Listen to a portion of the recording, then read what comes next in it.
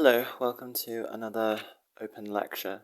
I wanted to talk about a few things. One is that it was recently announced as of yesterday that we will be coming out of the lockdown here in Melbourne, which would make it, and it already is, I think, the longest lockdown on earth so far.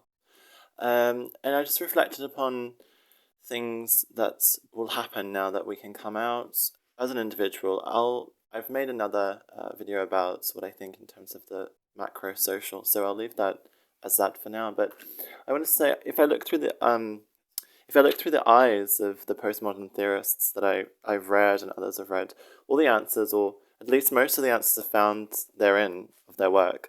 I am, if but you embrace it, already free. We all are. Any sort of mental illnesses or the strangeness is totally conditional, a response to this kind of perverse neo-reality that we live in under, I guess you could say, capitalism, really. The creative act, therefore, is your portal, it's my portal to a sort of salvation. All that people want is manufactured psychological warfare via corporations, marketing, and the apparatus of the control society and government logistics, the high state or low state capacity of the government itself around power and distribution. So it all can't be destroyed, but you can take, I guess, for lack of a better term, the pill in the Matrix sense, as it were, and see the reality behind the illusion. There you can begin to hack away at the manufactured self to replace or to unveil the real self to yourself. And how would you live? I guess the question is, how would you live if the only opinion that mattered was yours?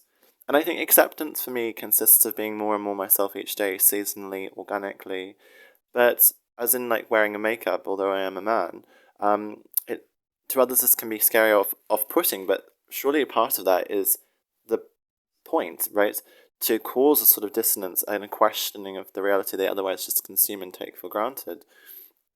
But I also think to be sincere and not to conceal, so people make a snap decision about me or others or whoever, but that is purely their misperception and their prejudice, and therefore has nothing actually to do with you or me as individuals.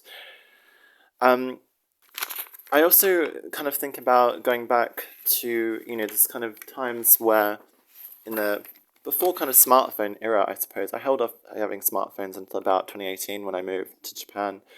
But I've been watching with my sense of territoriality and salience when things I predicted started happening. So things like haptic tapping, small screen feedback loops, psychological micro-nudging. So I don't know, in a way I'd prefer to go back to 2017 pre-smartphone days. But I'm now finding new rhythms to stay in touch with tactic, proprioceptive, perceptive vibuscular investments. So I don't get sucked into my index finger and the tiny LCD display at my fingertips.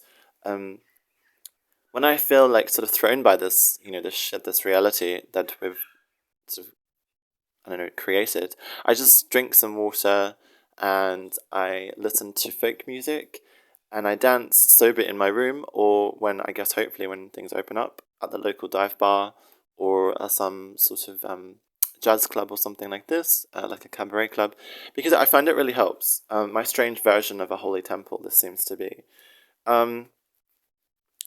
And I was also thinking about productivity, and this idea of productivity, sort of the bullshit pop psychology dude bro, sort of 30 minutes per day type, attempt at productivity. It's very neoliberal, and I find it doesn't work for me, and probably many others, I would dare say, but to actually find inspiration and therefore allow it to hit you, like to be inspired, almost as like it's a vision. And then if this happens for 4 or 5 hours, for a day, once a week or so, then I'd rather this than half-hour daily grind shit. I just find that really kind of just utterly not my thing, and it's slightly repugnant. I recently also realized that that the more resources, and I have, for example, my paintings here from just collected pieces of detritus I found, that I just started painting on cardboard just as a way to help assuage some more negative aspects of the lockdown on one's psychology. But yeah, I was saying, I recently realized that the more resources I put into my passions, the less I overthink the things that I don't really matter. So they no longer have any power to consume me in the same way. And I think actually that's quite life-changing. Um, because death is for all of us. Sorry, not death. All of us are complete on our own, and society makes us believe that we are in search of another half of some sort of collective reality, which I think is to a degree the case. But I think I would um, like to have the most profound relationship with myself coming out of this lockdown, especially because it's what's kept me going. I look out for me, I trust me, I enjoy my own company, and more importantly, I love me as if I was like loving my own grandmother or something. You love yourself in a very similar way, I think, and to have a companion who I could share my existence with. But that would be nice. But if not, I fully understand. I will be okay because I have my life and my passions in life to keep me going. And ultimately, that's the thing. I think I will just exist in. I will exist in um, the way in which I have for a long time, which is kind of working class effeminacy, I guess you could say.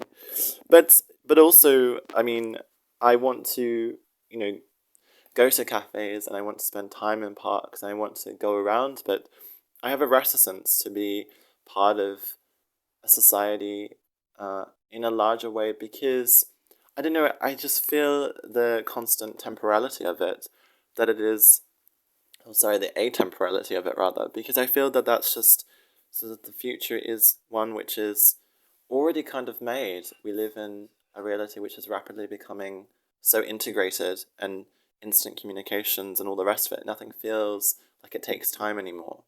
And I think it was weird with this lockdown that everything felt like it took time again.